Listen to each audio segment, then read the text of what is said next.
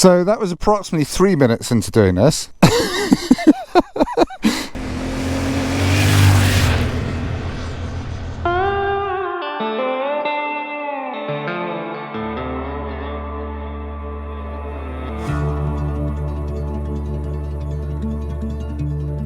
The best adventure videos start with slow motion footage and a philosophical voiceover. But luckily, this isn't anywhere near being the best motorcycle adventure video, so we start on the 12:30 train to Reading.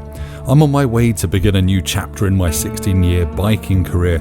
I've got bored of British roads being more crowded than a Turkish prison, and I'm treading the same ground every year on my European tours. So I've become a bit of a cliche. I'm getting a proper adventure bike to do some proper off-road adventuring, just in time to turn 40. Oh God. Maybe I've done the wrong thing. Maybe I should get one of these instead. I think I can see something. The idea was simple. Pick up my brand new Tenere Rally that I bought with my own money, take it home via some short trails, whack some bark busters and luggage on it, then head for France. This is it. I'm on the way to the ferry down in Portsmouth. Today has been a bit like the setup day and long way home or long way up or long way round, except I've been having to do it while collecting kids from school, going to shops to buy things, cooking dinner, and then at the end of the day just saying sod it and throwing everything into my Krieger luggage. So I think I've got everything. I've got a credit card, I've got a passport, and there's an unmarked gold far going really fast. This is the stage of the journey where the nervous trepidation sort of starts to disappear a bit, because what can I do? What can I do? I should have everything with me. Despite all my worries about being a few pairs of pants short of disaster, it was time to let the big T7 eat, the crappy bit of the M25 near the A3. Then I met my mate Neil at a nearby watering hole, McDonald's, and got on the overnight ferry to France, where some burly Frenchmen with some big burly French straps connected my T7 to the deck. And then it was time for some dinner and a competition to see who could eat a four-finger Kit Kat in the most diabolical way possible, before giving you guys a quick introduction to what this tour is actually all about. Right, I realise I haven't actually told you what we're doing on this trip. Clearly I'm on a ferry, we're going to France, we're going to Cherbourg at the moment. And the reason is twofold. Firstly, I want to try doing some touring on the Trans-European Trail, the TET, do some off-roading on my new Tenere. And secondly, we're going to go and see some Second World War history, where the SES got up some stuff near Poitiers. And thirdly, I need to run my new bike in. So we've got a deadline. It's booked in for its first service at 2 PM on Saturday. So we've got to get there off-road by Saturday. So yeah, I'm going to bed. I'll see you in the morning.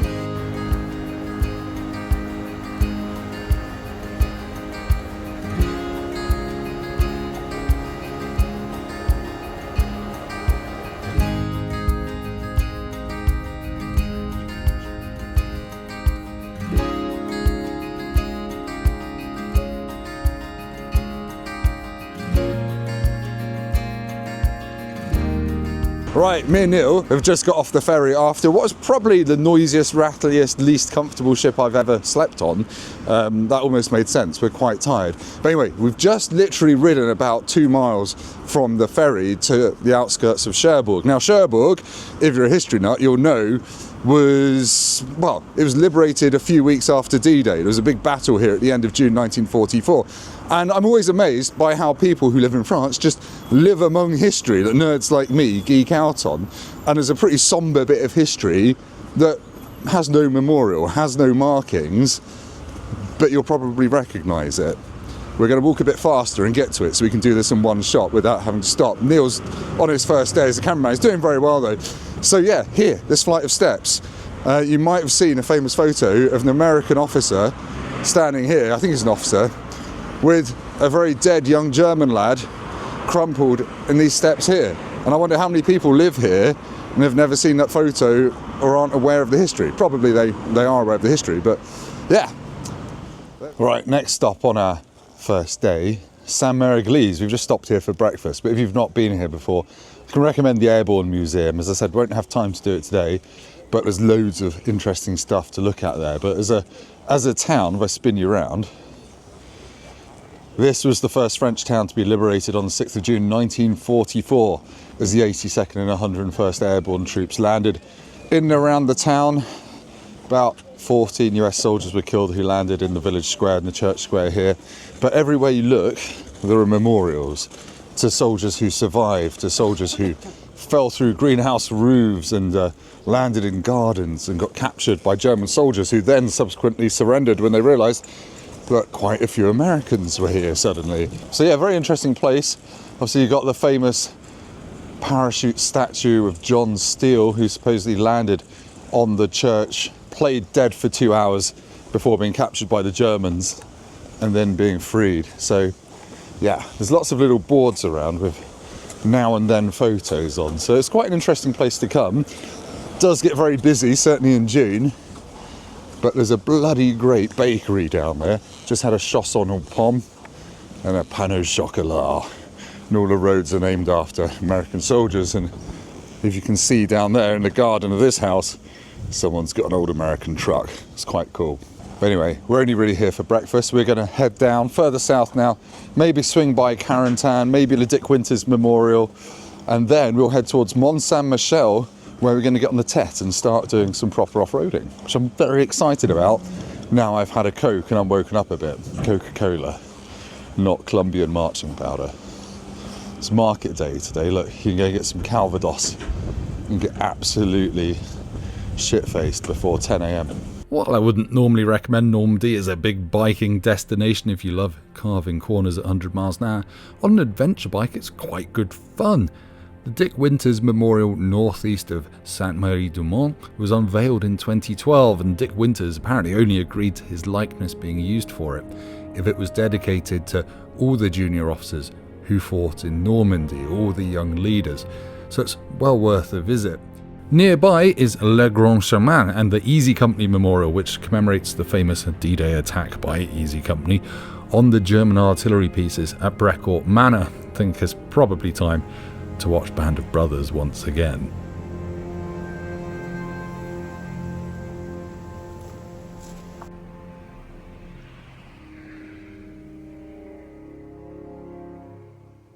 Right, we're just leaving the outskirts of Carentan now. We just kind of rode through to have a quick squiz, and so Neil could compare it to his favourite computer game, Hell Let Loose. And now we're going to do an hour and a half of dual carriageway riding to get to the start of the TET. Right, we spent the morning riding here. We're near Mont Saint-Michel. We're in Brittany. This is the very first bit of TET we're going to do.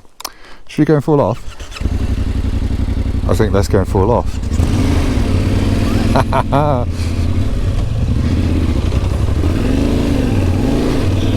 Adventuremen!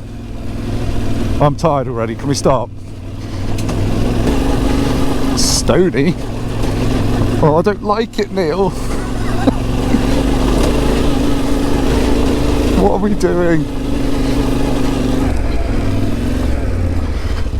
Oh, that was it. Right, done it. Oh no, it's up there. So, navigation, 10 out of 10 for me. So, not being used to having, well, not having turn by turn. Up here. Oh, this is nice. In the countryside. Doing the TET. Bit rooty up here, bit speed. Lovely. Oh, this is what it's all about.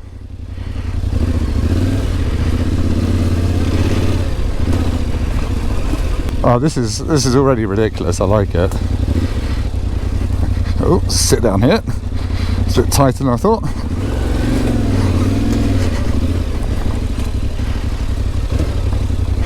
We're going left here.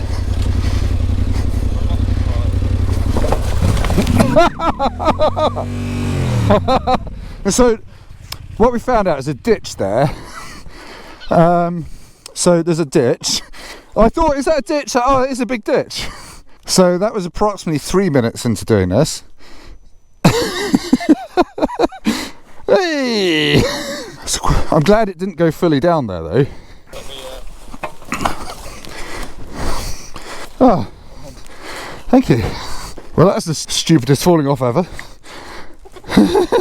I mean, I should have seen that. Experience is a wonderful thing. Well, I've tested the bark busters. So I dropped my brand new bike less than 24 hours after buying it, and within 3 minutes of being off-road on a 5-day trip, something told me this wasn't going to be as easy as I thought it might be, and within the next half hour I'd be on my arse again. Head of the Tenere. Oh. Right, so yes, that was 3 minutes into doing the TET and I fell off because I stuck the front wheel in a ditch. But I think we'll be okay. As a novice off-roader, I've got an excuses book as thick as Rod and Jeremy's you-know-what.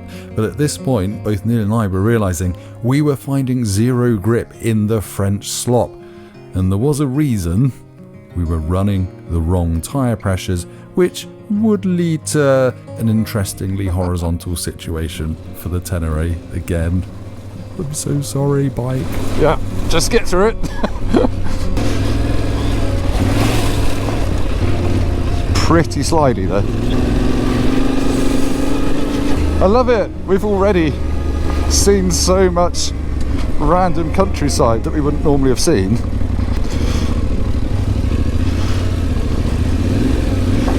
I actually prefer just riding on gravel to grass. This hides many things. That is slippery.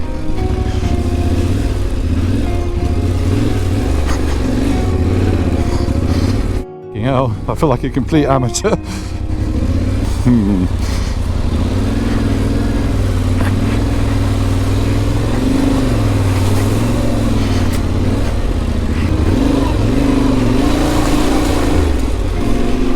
Whee!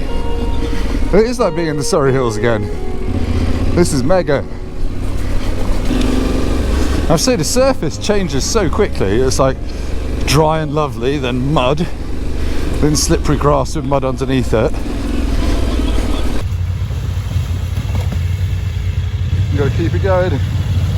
Oh, like a boss.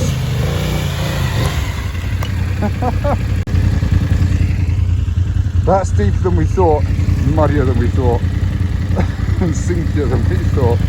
Yes. My luggage is, yeah, thank God for Krieger being waterproof, eh? Oh, we're having an adventure. We've only done 2 miles. Cross-rutted and spat out on really slippery mud, I was actually starting to wonder if this whole trip was actually just a really bad idea and I should stick to wobbling around on the road.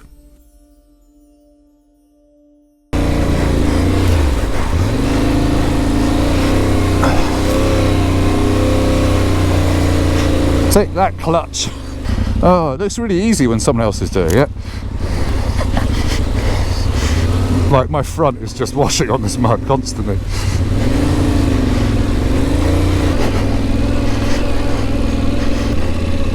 Oh, well, this is nice. He says, this is really slippery. Oh, well, lovely. Lovely bit of the French TET, section 7. It's like, this looks like a really innocuous trail, except it suddenly gets really slippery. I just had a second little gentleman's lie down. But to be fair, they've both been very slow and embarrassing, so nothing's getting damaged at the moment.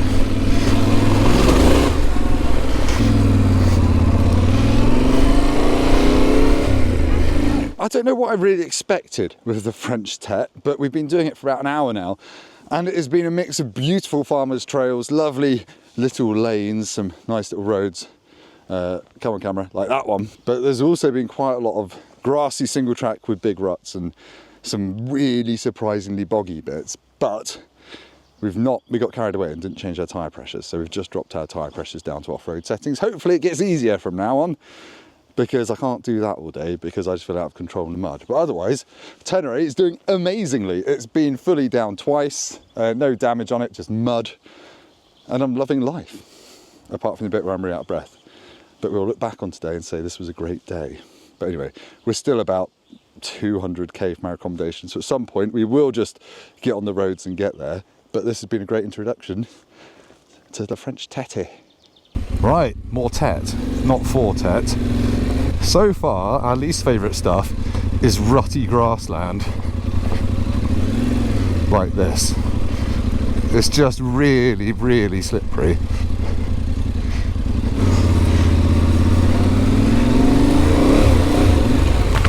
Well, how are we going to do this? Surely that's impassable. What, do you want me to push? No, it doesn't look that bad. But we're just going straight into it. So although this looks very dry, it's very boggy, and we've just ploughed through it, so realise there's no way around this. So we've got to turn around. This is the less sexy reality. You're stuck in a bog.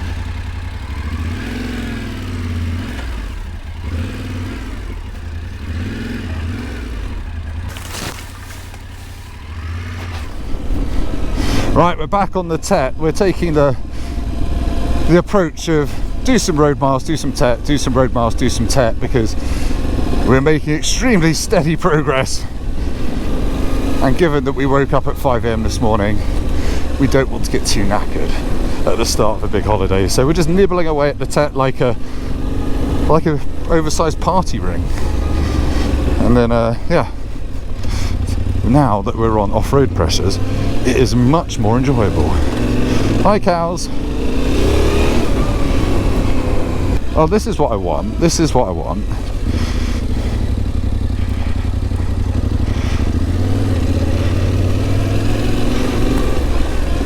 What I really, really want. Hello, sitting. It's not raining. Stand up.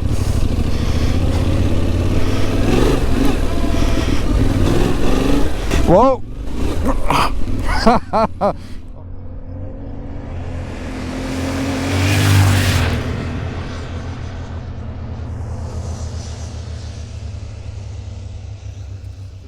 We'd still occasionally hop onto the dual carriageway to make up some time, but it was also just a good opportunity to relax and think about the challenges we'd overcome, as minor as they might seem in this video, and start to slightly mentally prepare ourselves for what might be ahead.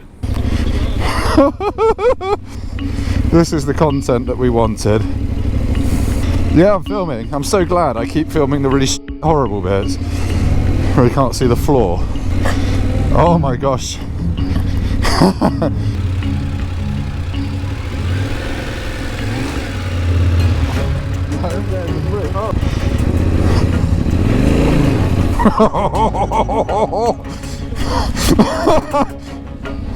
It's getting the back wheel up that's horrible. Don't stall it. Once your back wheel's up, you just got to go. You might want to go through it. Do you want me to pull you? I think that's probably sketchier, to be honest. Do you think they have this problem on the Dakar? It's kind of horrible, isn't it?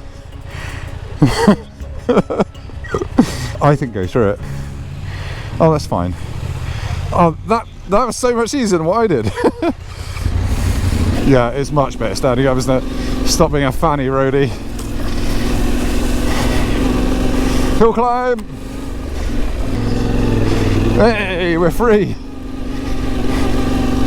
And now we wonder why it takes us 3 hours to do 1 kilometre. Ah, flies in my eyes. Apparently we're going down here. That was neutral. Exquisite. Right, there's a big friendly rut here to guide us. It's like one horrible big rut, this, and it's grassy and slimy, and it's trying to put you in the hedge. If this looks fun on YouTube, let me just confirm it's not. Yeah, why are they going so slowly down there? What bunch of absolute wetties. After a few hours of solid off-roading, I was starting to actually get a bit more confident. I realised that life is just so much easier when you suck it up and stand up properly, even with the front end washing this way and that in what was basically liquid mud.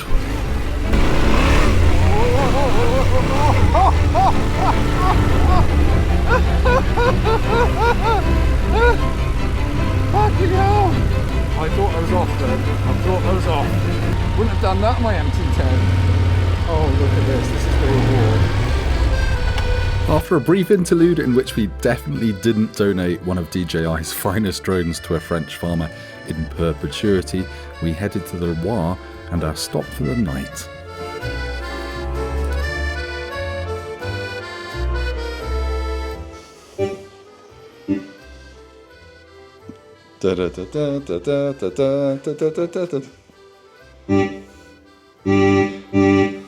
It's so loud. It's too loud, I'm scared. Yeah, that's really... 12 hours ago, I didn't know a thing about having an adventure bike and riding it off-road on a holiday. And now, 12 hours and about 300 kilometres later, what a laugh. I should have done this sooner. Now, I'm not going to pretend we did the whole day off-road. We didn't. We probably did about only 100 kilometres, 150 kilometres off-road because it was just taking too long. But probably about half our time spent today was off-road. It was so much fun. Yes, I came off it twice. I nearly came off it about 15 times. But what a laugh. We can barely do any distance off-road. So it's really nice that the TET is so near the roads. You can just pick and choose which bits you're going to do. Do an hour on the road, and when you get bored of that, hop off it and go across a farmer's field, up a hill. And yeah, it's just epic. And the Tenere 700, I'm already bonding with it. This morning, after our first off-road adventures on street tyre pressures, I was a bit unsure whether I really liked it. But now, dropped it to 25 psi front and rear. And even on road, actually, it's still a massive laugh. And that engine's got so much character, and you know the rest of it. It sounds really great. It's got loads of torque and it looks amazing. It is properly tall though, to the extent that with leg braces on, knee braces and enduro boots and luggage, it's a proper effort to get off it and on it. But anyway, we're going to crack on tomorrow. More TET, heading down to Poitiers to see some Second World War stuff. Let's keep it rolling. This is great. I'm going to eat some food. Goodbye. It's the morning of day 2. We've just boulangeried my order. Pain au chocolat and a chausson aux pommes, a little apple pocket with some iced tea. It was lovely. But yeah, Airbnb was nice last night. We slept like a log. That is one upside of doing adventure bike touring. I should probably clean that. Is that you sleep like an absolute baby. But I forgot to say yesterday, we did a lot of road miles in the end last night. But it's still so fun riding this on the road, even with knobblies on and off-road tyre pressures briefly. It's just a really different, relaxing riding experience. I'm very fond of it.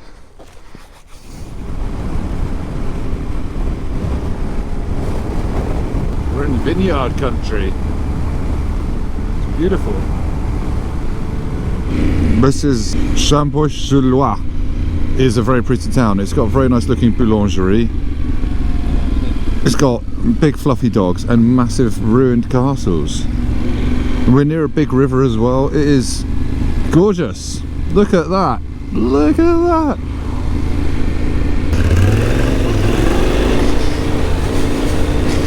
Right, let's get comfortable.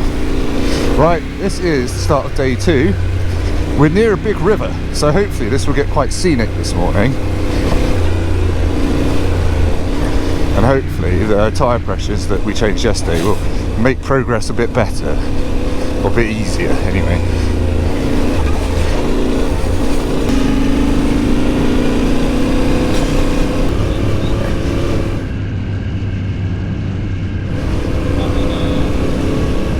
Ah, this is nice.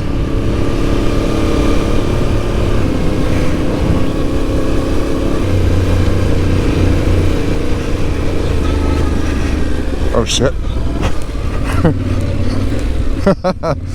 First sit down of the day. Yeah, nice little stream there. Oh, this is very scenic.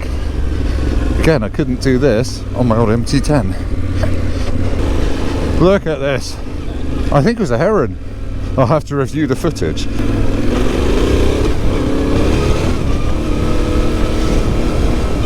Freedom!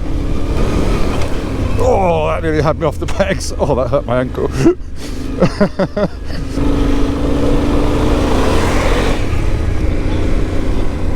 That's amazing.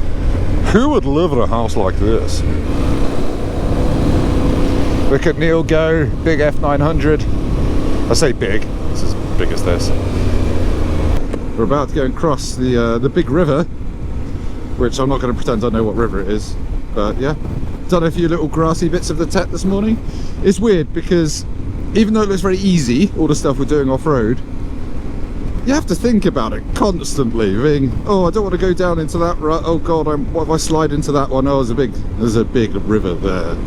And it's kind of very mentally taxing for me as a complete novice, and also a little bit scary still, I'm not gonna lie. I don't feel fully at one with the off-roading, which is fine. I've done 16 years of on-road riding and never done the off-road, so yeah, it's a different kind of fun is what it is. But let's see this river. Ah, it's the Loire, it's the River Loire, everyone.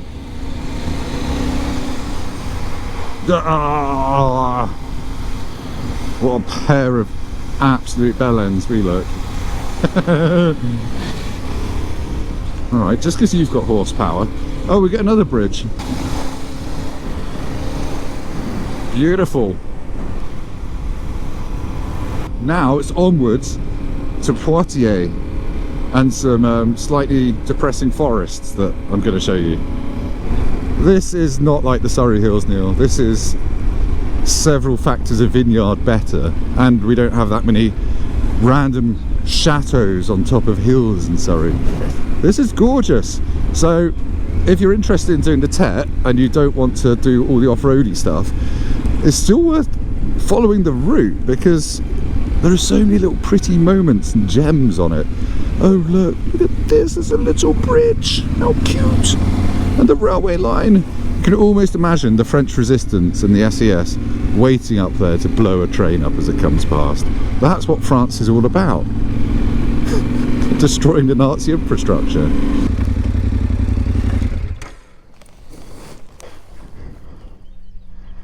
So we've just ridden up there. Look at this valley, it's just absolutely stunning. Got vineyards, got tarmac. Neil got it all. And the swamp donkey wants some champagne.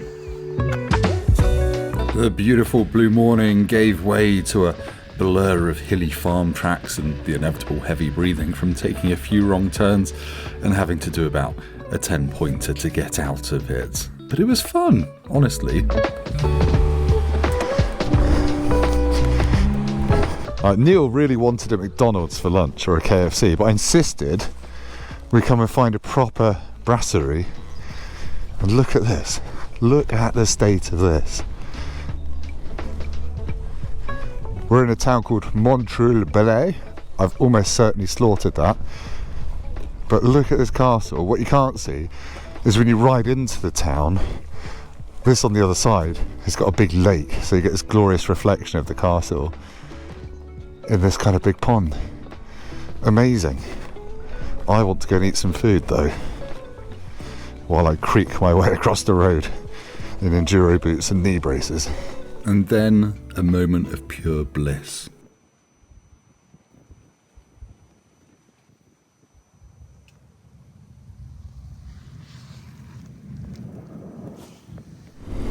Right, we're getting near Poitiers now, and the whole reason for this trip is that we're entering the area where the SES operated from D-Day.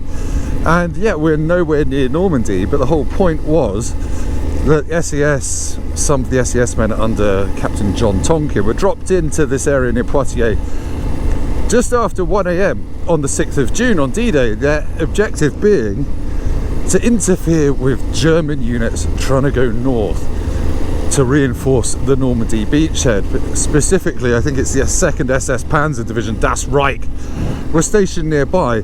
So Poitiers is a big rail hub, and their objective, the SES men, was to just disrupt trains and movements around Poitiers.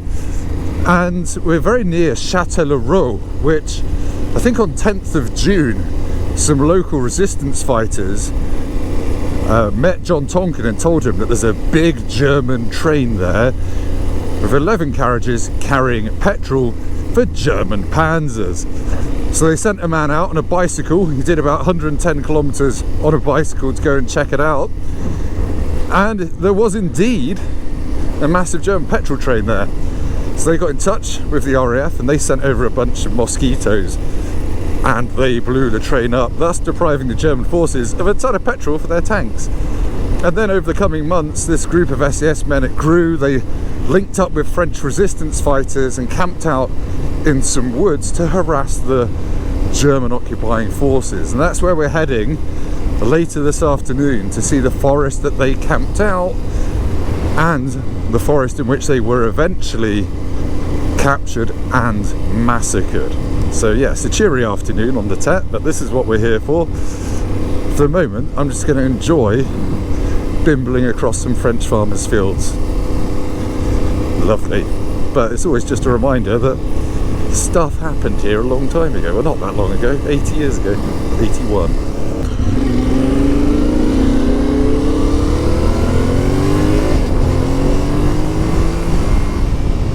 Oh, Neil just killed a butterfly. Have you been affected by anything to do with butterflies in this episode?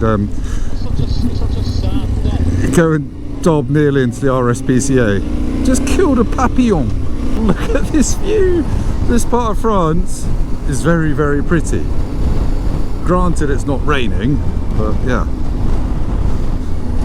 Look at that, rolling hills.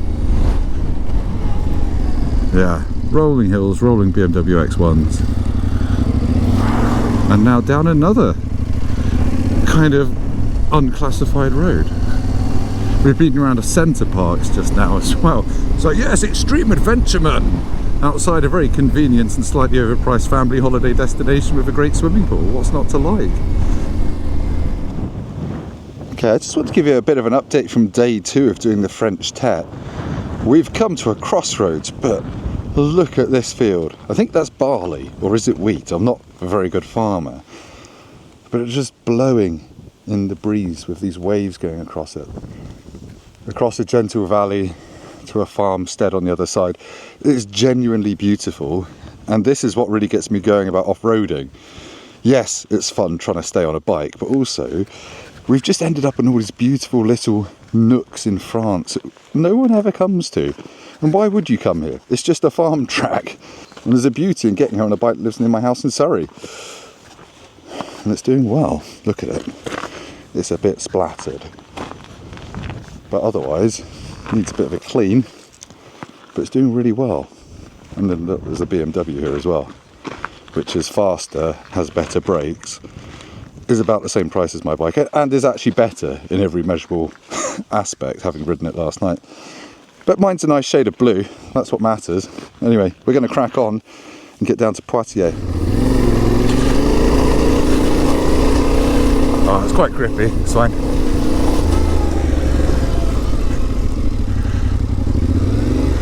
So it always just feels like we shouldn't be doing this, but it's fine. We've not seen a single person on any of the trails we've done the past 2 days. You don't need to be Pole Torres to have some fun. You do need to be able to read a map though, which I'm slightly struggling with.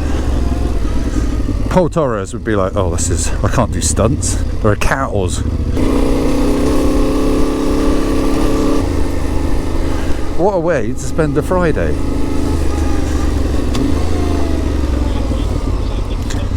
Yeah, it's nice, isn't it? It's just out in nature, sort of.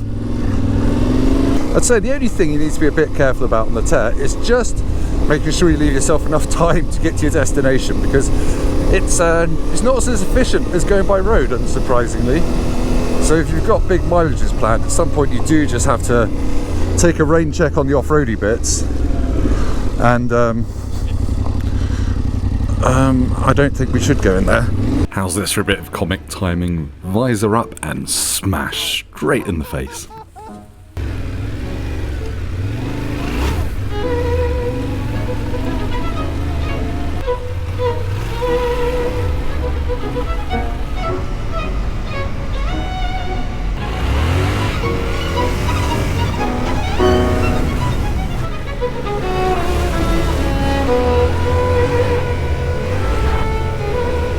Bloody hell, that's not going to come across on the GoPro, but that's a hotel slash castle on the Loire.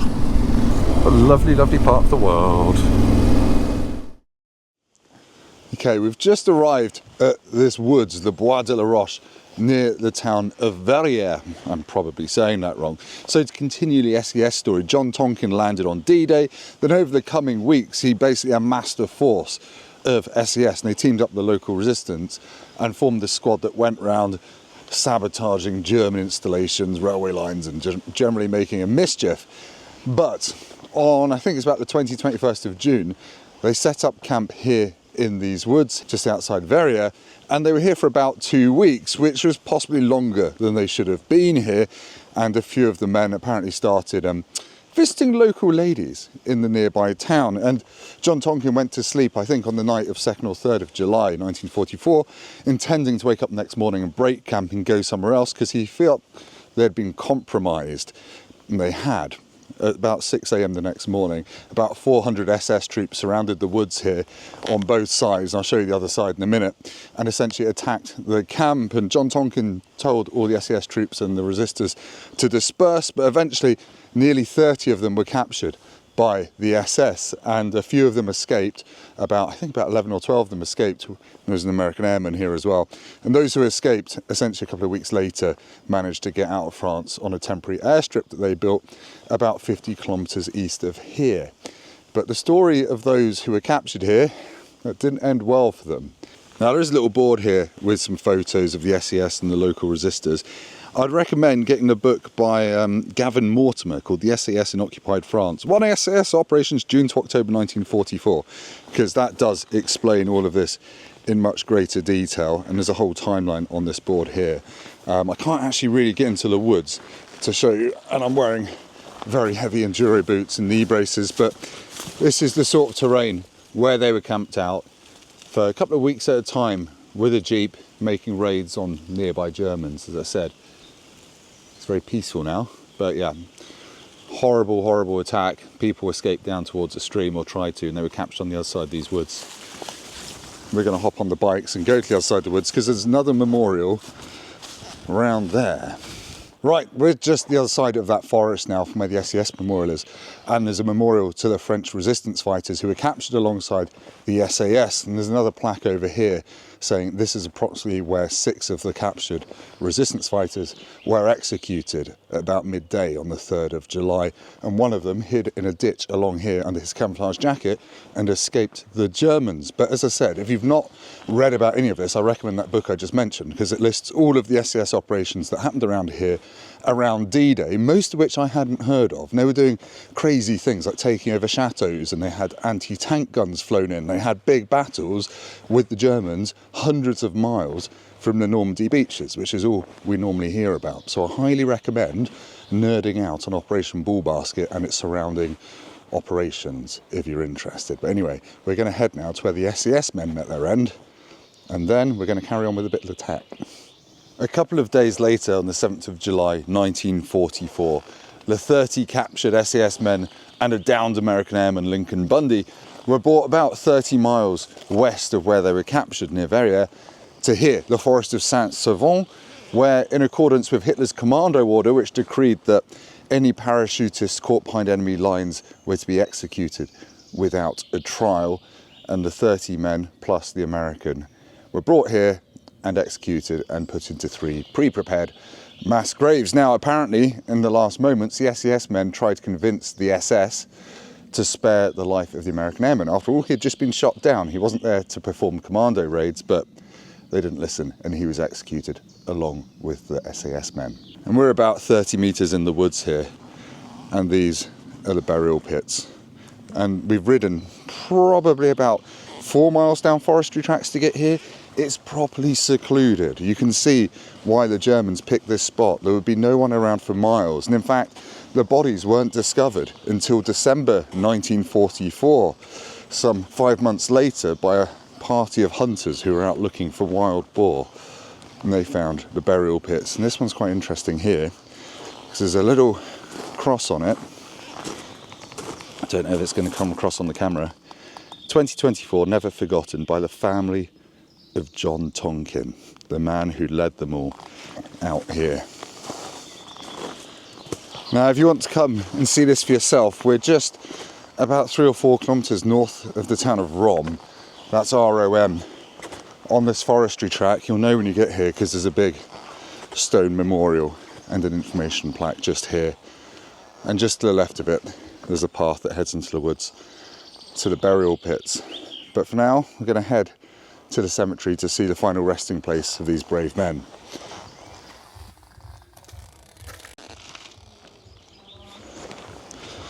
Okay, we're now in Rom Cemetery, where the 30 executed men were buried, and it's a pretty big cemetery here.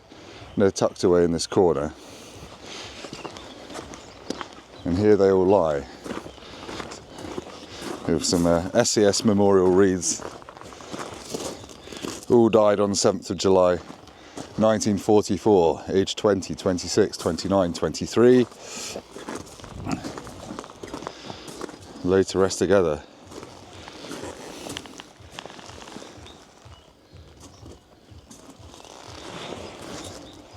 All these men who camped in the woods that we saw earlier ended up here.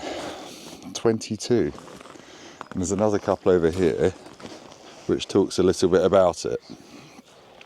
Here lie the bodies of 30 British soldiers of the 1st SES and the body of an American pilot, all of them massacred in the forest that we just saw on 7th July 1944.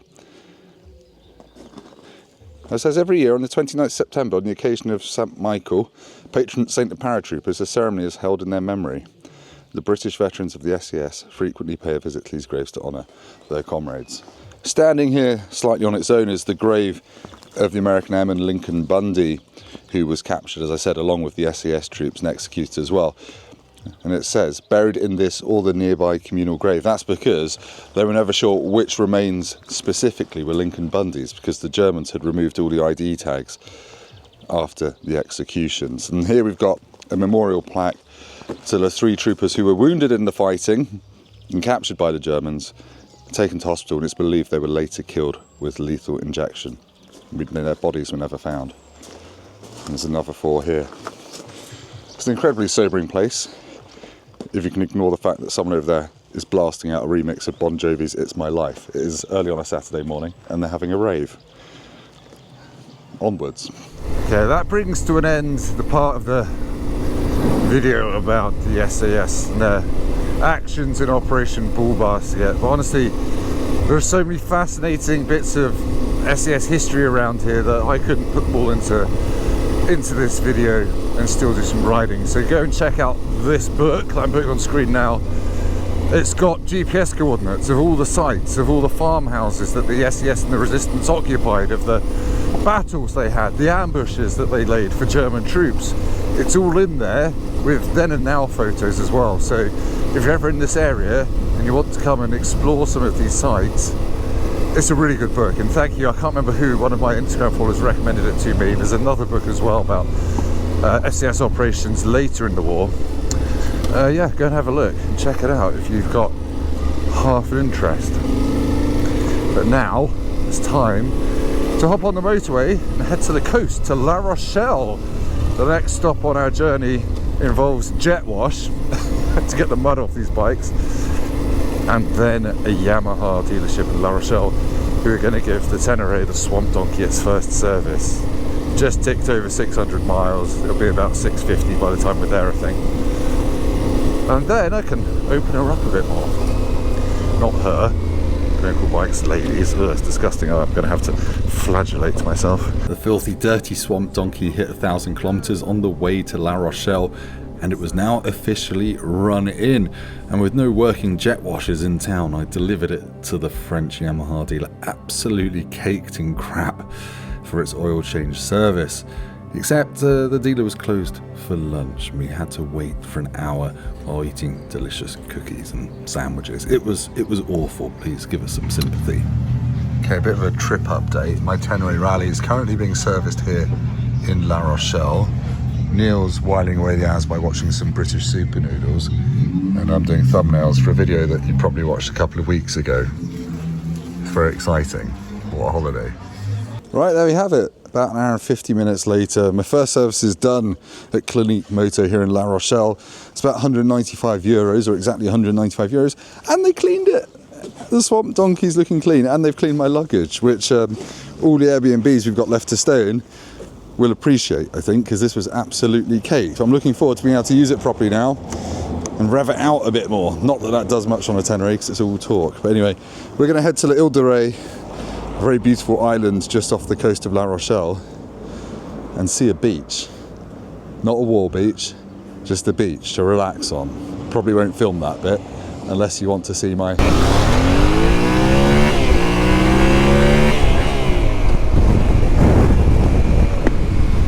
And speed limit. There we go. So if we look kind of over there when we're out on the bridge, you'll see the thing La Rochelle is perhaps most famous for, which is being home to Karl Dernitz's U-boat fleet in the Second World War. There's a big U-boat bunker there. You can't get near it, the one here, because the French Navy still occasionally uses it, but they operated out of here, which, I mean, must have been a really hard posting in the summer, apart from the fact your life expectancy as part of U-boat crew was about 6 weeks. Other than that, great. But I came here for a holiday a couple of years ago and had an amazing time. Really nice relaxed island. There's a new electric Fiat thing. Is it Topolino? Anyway, we're going to chill out for the next 18 hours, sit on a beach, drink some wine, eat some pizza, and then tomorrow we head back to Normandy over 2 days and doing more TET off-road. Now my bike is nice and clean. Look at that. Jet skis out, people in the sea, probably some dogs doing turds and burying them. It's the seaside life. Sand dunes, windsots.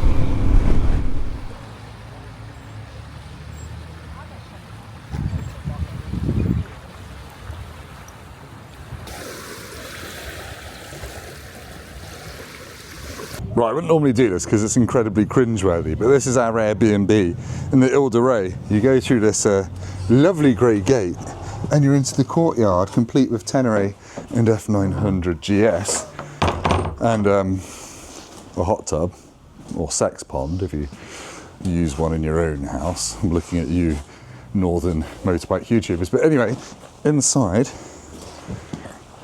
you've got this. Look at this. You've got a mezzanine, you've got a bog down there, bathroom, fake front door, but up here, it's Neil's bedroom. I've let him have it. Look, you can get under there. If you duck under there, you can go and watch TV. Neil's got his own bath. Look at that. Anyway, that's enough of Through the Keyhole with Lloyd Grossman. On to the rest of the video.